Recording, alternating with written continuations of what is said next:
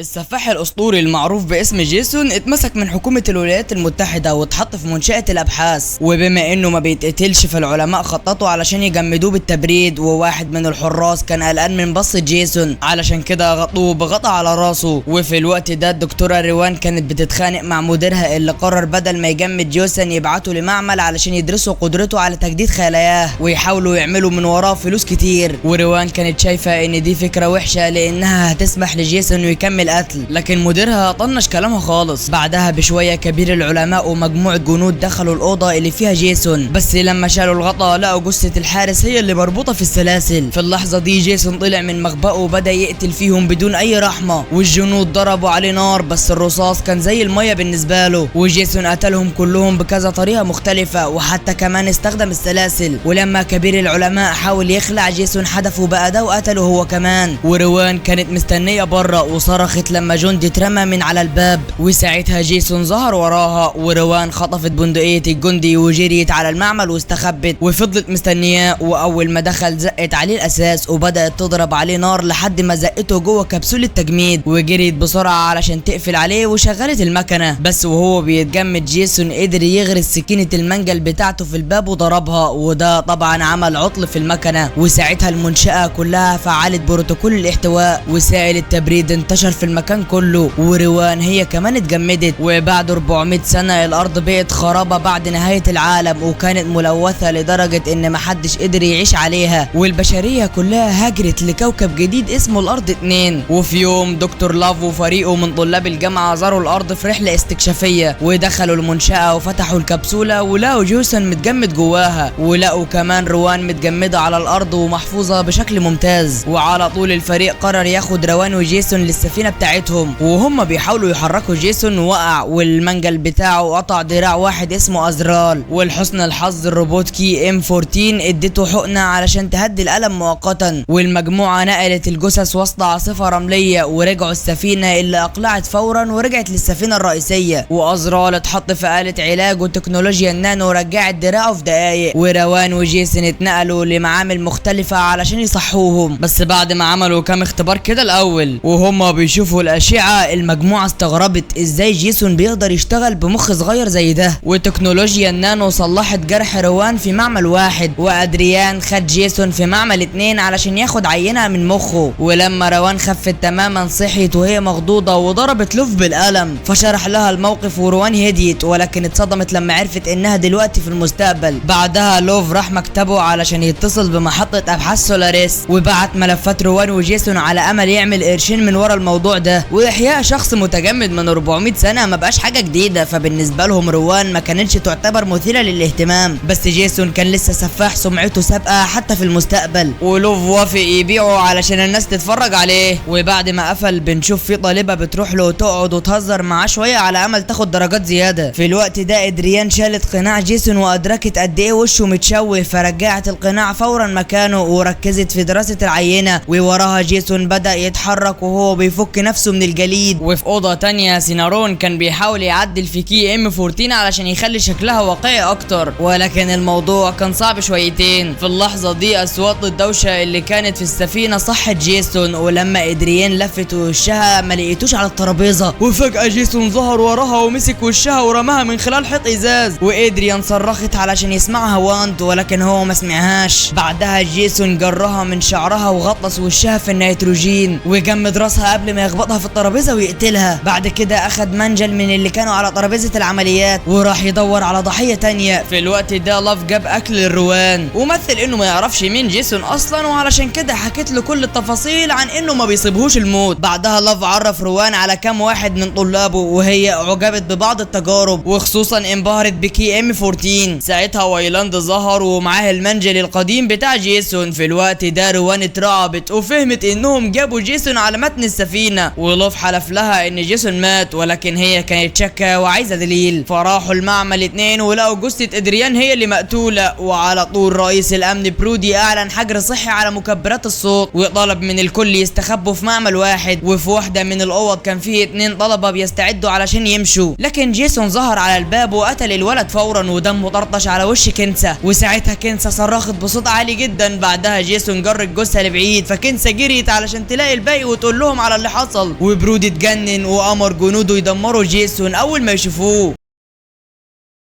لكن لوف ما عجبهوش الكلام ده وطلب من برودي بس يخدروا جيسون وعرض عليه فلوس كتيرة جدا كرشوة، وبالفعل برودي وافق بس علشان يخلع منه، ولكن حذر فريقه يخلصوا على جيسون برضه اول ما يشوفوه. والجندي دالاس دخل بحذر اوضه ضلمه وفجأة هجم عليه وحش ضخم وضرب عليه نار بسرعة ووقعه، ولما وحش تاني ظهر وراه دالاس ما تصرفش بسرعة، بس لحسن الحظ ازرال قتله بطلقة واحدة، وطلع ان كل ده كانوا بيلعبوا لعبة محاكاة فيديو، وان انهم ما سمعوش اعلان برودي وكانوا لسه هيواجهوا وحش تاني، ولكن جيسون ظهر وقتل الوحش ده. بعدها جيسون هجم على الشابين بالمنجل بتاعه بس اتلخبط لما شافهم لسه بيتكلموا حتى بعد ما اتقطع راسهم، وفجأة دالاس قال جيم اوفر والمحاكاة اختفت، واكتشفوا ان القاتل كان حقيقي، وجيسون مسك ازرال واليس ضربت عليه نار علشان تجبره يسيب صاحبها، ولكن الرصاص ما عملش اي تأثير خالص، وازرال حاول ينط على جيسون من ورا بس جيسون مسكه بسهولة وكسر عموده الفقري ورماه على الارض، وبعدها مسك دالاس وخبط وشه في الحيطه. وبعد لحظات جنديين لقوا جثث في اوضه الالعاب وحذروا الباقي اللي كانوا قلقانين جدا. في نفس الوقت المهندس كراتش كان شغال على مكتبه بسماعاته ومش ملاحظ اي حاجه، وفجاه شاف جيسون بيقرب من خلال المرايه، وقبل ما يلحق يتصرف برودي وجنوده ظهروا وامروه يوطي وضربوا نار على جيسون ودمروا نص الاوضه في العمليه. ولما ضرب النار وقف اكتشفوا ان جيسون اختفى، وبعد ما كراتش راح معمل واحد الجنود اتقسموا علشان يدوروا على جيسون، وكانوا معتقدين ان جيسون مصاب اصابه خطيره، وده خلى جيسون يستغل كده ويقتل الناس في هدوء. والاول مسك جندي من وراه وكسر رقبته في زاويه ضلمه، بعدها لقى جندي تاني لوحده وهجم عليه بالمنجل وبدات الخناقه، والجندي قدر يوجه له شويه لكمات ولكن جيسون ضربه ورماه من على السور فخلاه يقع على شويه الات فرمته لحد الموت. والجنود التانيين لقوا جثه وبلغوا برودي اللي امر الفريق انه يكمل المهمه. بعد كده جيسون جه من ورا واحده وقطع رقبتها بس هي ما ماتتش فورا وراحت ناحيه زميل ليها علشان تطلب المساعده، ولكن في النهايه ماتت. وجيسون ظهر والجندي ضرب عليه نار فورا والطلقات زقت جيسون لورا لحد ما اتعلق في خطاف، والجندي بعدها داس زرار علشان يعلق جيسون في الهواء وبلغ الباقي على الراديو انه كسب، لكن جيسون ببساطه نط من على الخطاف وقتله. وبرودي راح يدور عليهم ولقى اخر جندي متعلق ميت في الخطاف، وهو فاهم انه دلوقتي بقى لوحده وكمان رافض انه يستسلم. وبرودي كمل يتحرك في الخفاء في الممرات، وفجأة دراع جيسون كسر الحيطة وسحبه بكل عنف وزقه على الهيكل علشان يطعنه، وبكل تحدي برودي قال ان ده مش كفاية، فعلشان كده جيسون طعنه تاني علشان يتأكد ان هو مات. وفي معمل واحد المجموعة ادركت ان مبقاش عندهم اي حماية، ولوف اتصل بالطيار وامره يستخدم الهايبر سبيس علشان يوصلوا لميناء سولاريس، وبالفعل السفينة اتحركت بس جيسون ظهر ورا الطيار وقتله هو كمان، وده خلى السفينة تفقد السيطرة وتصطدم مباشرة بسولاريس ودمرت كذا مبنى وتسببت في انفجارات متعددة دمرت نظام السفينة والهيكل كله. ورغم انها خبطت المباني السفينة كملت طيران وسابت ميناء سولاريس، ولوف بيفكر يحاول يسوق تاني بس لما شاف من الشباك ان الميناء بينفجر في الوقت ده كل الطلاب قلقوا، فلوف قال لهم يستنوا سفينة تانية لانه شغل اشارة الطوارئ. في اللحظة دي حد بدأ يخبط على الباب وهم بيصرخوا من الرعب، الخبط وقف وهم بيحاولوا يفهموا ايه اللي بيحصل ده، وجيسون اقتحم من خلال الجدار الزجاجي اللي بيوصل للمعمل التاني، والمجموعة اترعبت وبدأت تهرب واستخبوا في أوضة تانية. ولاف فضل واقف وحاول يتكلم مع جيسون وعرض عليه الشهرة والفلوس، وجيسون لقى المنجل الأصلي بتاعه وسكت لوف فورا. في الوقت ده المجموعة بيتناقشوا خياراتهم وافتكروا كبسولة الهروب وقرروا يتقسموا علشان ينفذوا الخطة. وروان وجينيسا وكنسا راحوا السفينة علشان يجهزوا، ووايلاند وكراتش بدأوا عملية ما قبل الإطلاق من على الجسر وبيشيلوا جثة الطيار وبينظفوا لوحة التحكم. في الوقت ده كي ام 14 وسنون بدأوا يجمعوا أجزاء مهمة للتعديلات، وبعد دقايق روان شافت جثة تانية شكلها حية وطلبت من جينيسا وكنسا يكملوا وهي هتفحصها. وروان بكل حذر دارت حوالين القضيب المعدني على الحيطة ووصلت للجثة، واكتشفت في الآخر إن هو برودي وكان مصاب بشدة بس طلبت منه يستحمل ووعدته إنها ترجع له. وفي السفينة روان طلبت مساعدة علشان يشيلوا جثة برودي، ووان اتصل بكراتش علشان يأكد إن السفينة جاهزة، وطلب وطلبت دعم لروان، ووان انضم ليها، بس لما دوروا على جثة برودي ما لقوهاش. في نفس الوقت ده كراتش اترعب لما شاف راس الطيار ماسكها جيسون، وقدر يحذر الباقي بالراديو قبل ما جيسون يزقه على لوحة الكهرباء ويكهربوا لحد الموت. ولما كنسا سمعت كده اترعبت وقفلت باب السفينة، وروان وكنسا ووان اترجوها تفتح، بس بدل كده كنسا اطلقت السفينة بدري، وده خلاها تصطدم بالسفينة الرئيسية وقتلت كنسا، وتسببت في ضرر كبير في الهيكل. والتلاتة حاولوا يفكروا يعملوا ايه دلوقتي، ولكن جيسون ظهر وزنقهم، وقبل ما يهاجم تونارون وصل في الوقت المناسب علشان يوري التحسينات اللي عملها على كي ام 14 اللي كانت دلوقتي مسلحة وجاهزة للقتال.